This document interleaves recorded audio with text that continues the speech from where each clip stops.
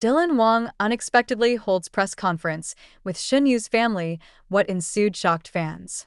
The world thought the chaos surrounding Shen Yue had finally begun to settle. After days of fear, rumors, and sleepless fans refreshing their screens every second, everyone expected a slow, quiet update from her team. Instead, what happened next felt like a thunderstorm ripping the sky open. It began at dawn. Before the sun fully rose, reporters camping outside the hospital noticed something unusual. 3 black vans pulled up, one after the other, stopping in a perfect line. Security instantly rushed out, forming a tight shield around the entrance. No one knew who was inside. No one dared to guess. But cameras were already rolling. Then the door of the middle van opened. Out stepped Dylan Wang. He was not dressed like an actor. He was not dressed like a celebrity making an appearance. He wore a plain white shirt, sleeves rolled up, his hair slightly messy, as if he had not slept all night. His expression was something the public had never seen from him before. Not anger, not panic. Something deeper. Something like a man who had already lost too much. But what truly sent the crowd into a frenzy was what happened next. Behind him, slowly and quietly, Shen Yue's father stepped out. Then her mother, her sister. The whole family walked together, silent, gripping each other's hands. Not once had they appeared publicly during the crisis. Not once had they spoken to the press. Yet here they were, standing beside Dylan, as if he were one of them. The reporters erupted with questions, microphones shaking in the air. Why were they here? What happened to Shen Yue? Why was Dylan with the family? And where was Miles Wei? But Dylan kept walking. His face did not flinch even once.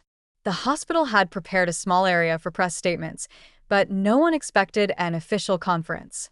Yet suddenly, technicians rushed out, adjusting microphones, setting up chairs, arranging cables. Something enormous was about to be revealed. Everyone felt it. When Dylan finally stood at the podium, he paused for a long moment. He looked at the crowd. Then he looked at Shen Yue's family beside him. Cameras kept flashing, and the air felt heavy enough to crush a person. He inhaled quietly, then began. His voice was calm, controlled, but trembling underneath. Thank you for coming here on short notice. I will not answer rumors today. I will only speak about the truth. A wave of whispers spread through the audience. Dylan continued. Yesterday morning, after leaving her filming location, Shen Yue was found unconscious in my car. Her family has decided to speak with me today because they want the world to hear what really happened and what we discovered after. The gasp from reporters was so loud it echoed. Shen Yue's mother closed her eyes, fighting tears. Her father held her hand tightly. The tension in the air was unbearable. Then Dylan dropped a sentence that froze the entire nation. Shen Yue did not collapse because she was tired. She did not faint because of stress. She was running from someone. The silence that followed felt like the world stopped breathing. Even the reporters, always ready to jump in, were stunned into absolute stillness. Dylan continued, choosing every word like it weighed 1,000 kilos. She called me minutes before it happened. She said she was scared. She said someone was following her. She said she did not feel safe. Shen Yue's sister began crying silently. Her mother covered her mouth, trembling. Every camera zoomed in. Millions of people watching online leaned forward. Everyone knew this moment would change everything. Dylan lowered his head for a second, as if reliving the sound of Shen Yue's terrified voice. She was already weak when I reached her. She tried to speak. She tried to explain. But before she could finish her sentence, she collapsed. Gasps filled the room again. Dylan lifted his face. This time, there was fire in his eyes. I will not let her fear be ignored. I will not allow anyone to lie about what she went through. She did not deserve this. Her family did not deserve this. And whoever caused this will come to light.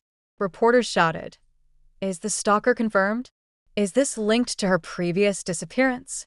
Where is Miles Wei in all of this? Did he know something?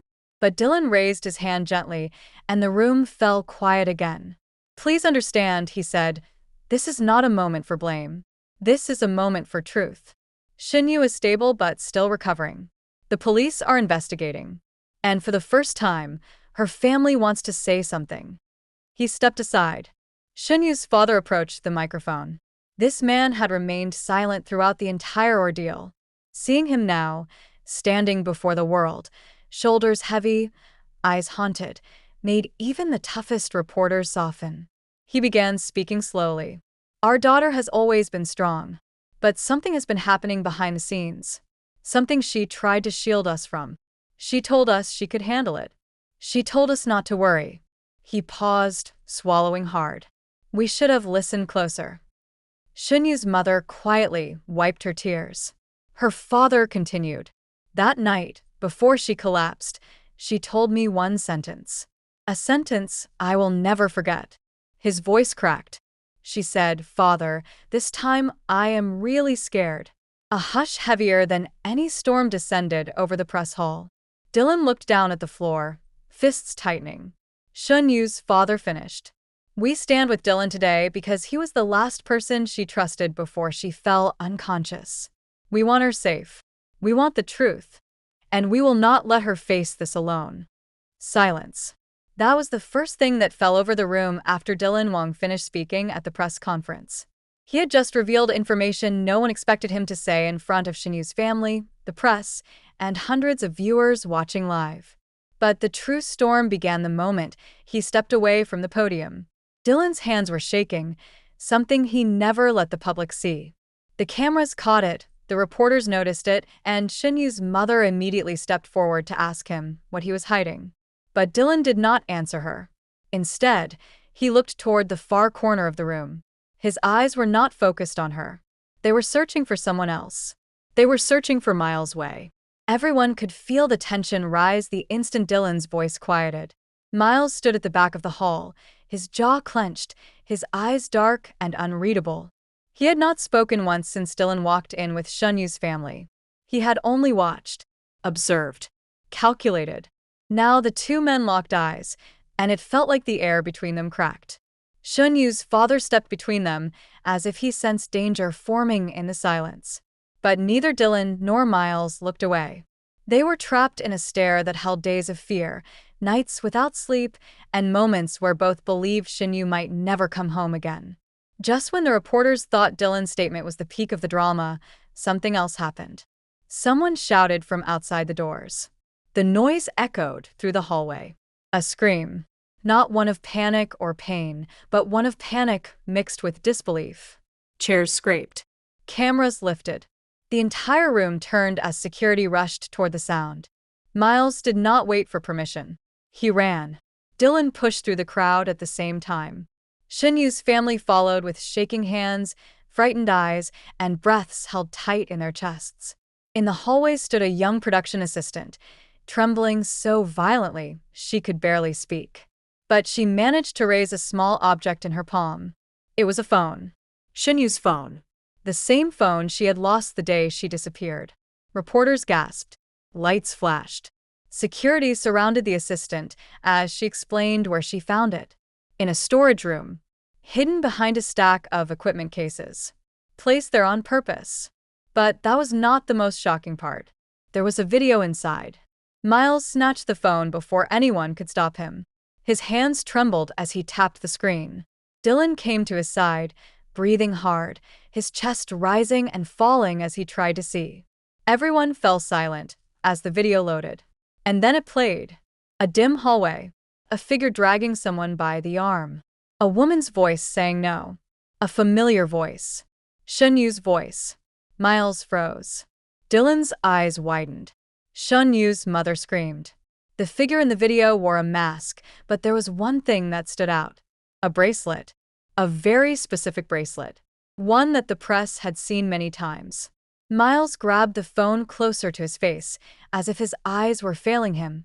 Dylan leaned in, his heartbeat shaking his entire frame. There was no mistake. The bracelet belonged to someone from their own production team.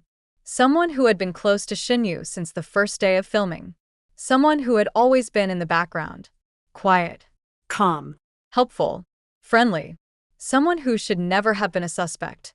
Miles slammed the phone shut and sprinted down the hallway so fast security could not keep up. Dylan ran after him, pushing past people, calling his name. Reporters shouted questions. Cameras chased them, but neither man heard anything. They reached the back exit of the building. Miles pushed the door open with full force. Night air rushed in. Traffic noise filled the space. And then they saw him, the very man wearing the same bracelet, standing by the parking lot, frozen, as if he had been caught doing the one thing he prayed would never be discovered. Miles lunged forward, fury shaking through every inch of him.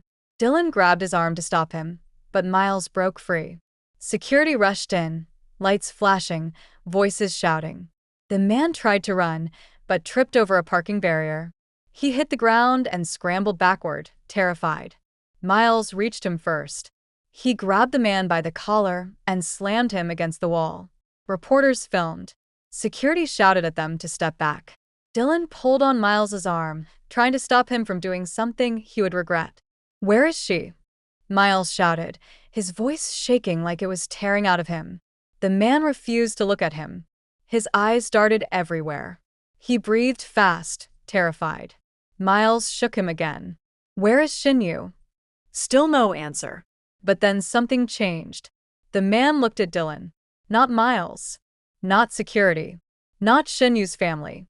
Only Dylan. And he whispered 4 words. "She trusted the wrong one." Dylan froze, his face turning pale, his muscles locking in a way that made even security pause. Miles's grip loosened just a little as he turned to look at Dylan. "What is he talking about?" Miles asked. But Dylan did not respond. The man on the ground smiled a small, broken smile. A smile that held secrets. A smile that held danger.